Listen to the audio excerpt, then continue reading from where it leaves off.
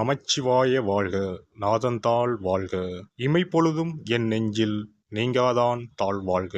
வாழ்க வளமுடன். அனைவருக்கும் இனிய வணக்கங்கள். நாம் இந்த பதிவில் வக்ர நிவர்த்தி அடையும் குரு பகவான் உங்கள் ராசிக்கு என்னென்ன பலன்களை தரப்போகிறார், அதற்கான பரிகாரம் என்ன என்பதனை பற்றி விரிவாக காண்போம். உங்கள் வாழ்வில் வளமும் நலமும் செல்வ செழிப்பும் பெற எல்லாம் வல்ல இறைவனை வேண்டி விரும்பி கேட்டுக்கொள்கிறேன். குரு பகவான் மகிழ்ச்சி, செல்வம், பெருமை மற்றும் செழுமையின் கிரகமாக விளங்குகிறார். ஒருவர் மீது குரு பார்வை பட்டுவிட்டால் அவர் வாழ்வில் பலவித உச்சங்களை தொடுவார். குரு பகவான் தற்போது வக்ர நிலையில் உள்ளார். அவர் டிசம்பர் 31ஆம் தேதி வக்ர நிவர்த்தி அடைய உள்ளார். அனைத்து ராசிகளுக்கும் மங்களகரமான வரங்களை அள்ளி கொடுப்பவர் குரு பகவான். வாழ்வில் முன்னேற்றம், பலவிதமான நன்மைகள் பெறுவதற்கு குருவின் ஆசி மிக அவசியமாகும். குருவின் பார்வை இருந்தால் எப்படிப்பட்ட பிரச்சனையாக இருந்தாலும் அதிலிருந்து மீண்டு வர முடியும் என்பது ஐதீகம். குரு பகவான் ஒரு ராசியில் உச்சம் பெற்றால் செல்வ செழிப்பு, பணம், குழந்தை பாக்கியம், திருமண பாக்கியம் உள்ளிட்டவைகள் கிடைக்கும். நவ கிரகங்களில் இடமாற்றம் மிகவும் முக்கியமானதாக கருதப்படுகிறது. ஒருவர் பிறக்கும் போது நவ கிரகங்கள் எந்தெந்த நிலையில் இருக்கின்றார்களோ அதனை பொறுத்தே அவர்களது ஜாதகம் அமைக்கப்படும். அந்த வகையில் தற்போது மேசராசியில் பயணம் செய்து வரும் குரு பகவான் வரும் டிசம்பர் 31ஆம் தேதி வக்ர நிவர்த்தி அடைகிறார். இதன் காரணமாக வரும் 2024ஆம் ஆண்டு 12 ராசிகளுக்கும் குரு பகவானின் தாக்கம் ஏற்படுகிறது. ஒரு சில ராசிகள் சிறப்பான பலன்களை பெறப்போகின்றனர். அது எந்தெந்த ராசிகள் என்பது குறித்து தெரிந்து கொள்வோம். சிம்ம ராசி அன்பர்களுக்கு குரு பகவான் சிம்ம ராசிக்கு 9ஆம் வீட்டில் பயணம் செய்கிறார். 9ஆம் இடம் தெய்வ வழிபாடுகளையும் சன்னதியையும் குறிக்கும். ஆன்மீக பயணங்களை செய்வீர்கள். நிறைய தொலைதூர தெய்வ வழிபாடுகளை செய்வீர்கள். பெண்கள் தங்க நகைகள் வாங்குவதற்கு ஏற்ற காலகட்டம். பெட்டி நிறைய தங்கம் சேரப்போகிறது. ஜோதிடம், ஆன்மீக துறையில் இருப்பவர்களுக்கு நல்ல வாய்ப்புகள் தேடி வரும். குரு பெயர்ச்சியின் இறுதி காலகட்டங்களில் அரசு மற்றும் அரசியலில் இருப்பவர்களுக்கு மேன்மை உண்டாகும். கேது ராசிக்குள் இருப்பதால் அடிக்கடி உணர்ச்சி வசப்படுவீர்கள். விரக்தி, மறதி இருக்கும். குரு பார்வை காரணமாக எல்லாவற்றையும் சமாளித்து விடுவீர்கள்.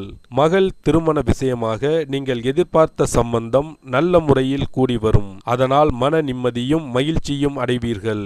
ஆன்மீக விஷயத்தில் நாட்டம் அதிகரிக்கும். கோயில் திருப்பணிகளை முன்னின்று நடத்துவீர்கள். கருத்து வேறுபாடு காரணமாக பிரிந்து இருந்த தம்பதியர் மகிழ்ச்சியுடன் ஒன்று சேர்வீர்கள். ராகுவுடன் சஞ்சாரம் காரணமாக கூட்டு தொழிலில் இருப்பவர்களுக்கு பிரச்சனைகள் வரும். ஒரு சிலருக்கு சுயமாக தொழில் தொடங்கும் பாக்கியம் உண்டு. மனதில் நினைத்த காரியங்களை செய்து முடிப்பீர்கள். நீண்ட நாட்களாக இருந்து வந்த கவலைகள் குறையும். கடன் தொடர்பான பிரச்சனைகள் நீங்குவதற்கான வாய்ப்புகள் உருவாகும். தாய் வழி உறவினர்களின் ஆதரவு கிடைக்கப் பெறுவீர்கள்.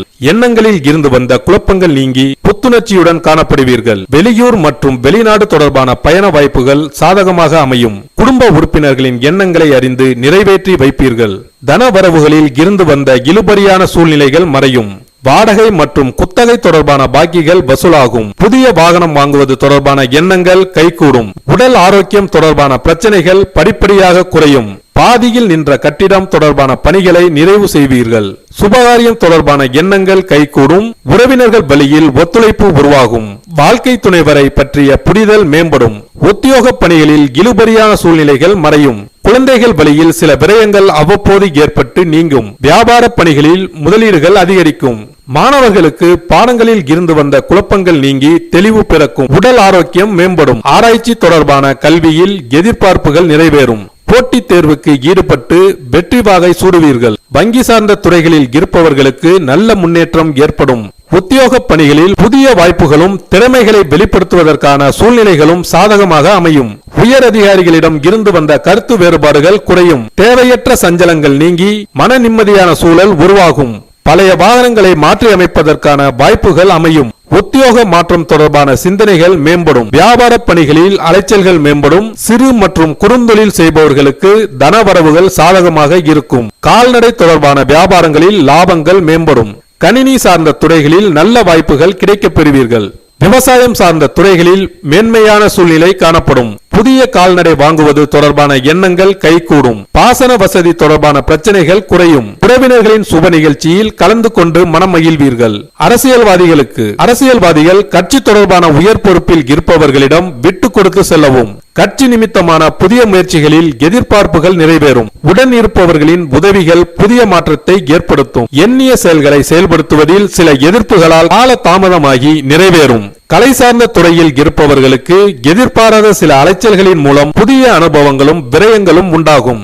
வித்தியாசமான கலை ரசனை மற்றும் சிந்தனைகள் அதிகரிக்கும். தனவரவில் இருந்து வந்த இழுபறிகள் குறையும். வரவிருக்கின்ற குரு பயிற்சியின் மூலமாக புதுவிதமான பயணங்கள் உண்டாகும். குடும்ப உறுப்பினர்களின் ஆதரவுகளாலும் புத்துணர்ச்சியான சிந்தனைகளாலும் முன்னேற்றத்தை உருவாக்குவீர்கள்.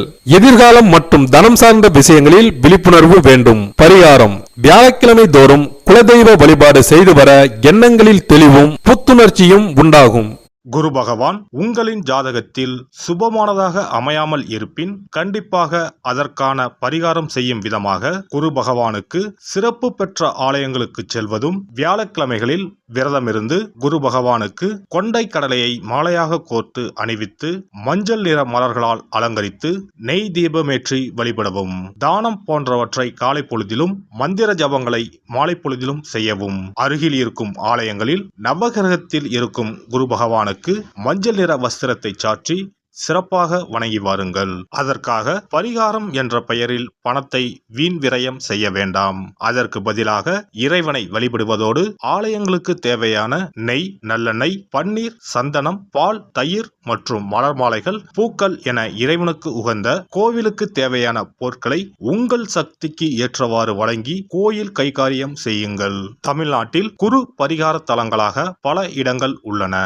இவற்றில் கும்பகோணம் அருகே உள்ள ஆலங்குடி குருஸ்தலமாகும். தஞ்சாவூர் மாவட்டம் திட்டை, மதுரை மாவட்டம் சோழவந்தான் அருகில் உள்ள குருவித்துறை, சிவகங்கை மாவட்டம் காரைக்குடி அருகில் உள்ள பட்டமங்கலம் உள்ளிட்ட ஆலயங்களில் பரிகார பூஜைகள் செய்து வழிபடலாம். நவ திருப்பதிகளில் ஒன்றான ஆழ்வார் திருநகரி குருஸ்தலமாகும். அங்கும் வழிபாடு செய்யலாம். திருச்செந்தூரில் முருகப்பெருமான் குரு வடிவாகவே அருள் புரிகிறார். சூரசம்ஹாரம் செய்த பின்பு முருகப்பெருமான் அந்த தோஷத்தை போக்குவதற்காக திருச்செந்தூரில் சிவபெருமானை பூஜித்தார். குருவருள் பெற திருச்செந்தூருக்கு செல்லுங்கள்.